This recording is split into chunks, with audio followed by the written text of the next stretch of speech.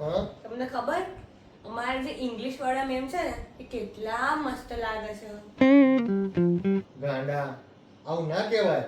Madam હોય ને એ માં સમાન હોય. બોલાતું છે શું યાર તમે તો દર વખત તમારું જ વિચારો છો, અમારું તો કશું વિચારતા જ નહીં.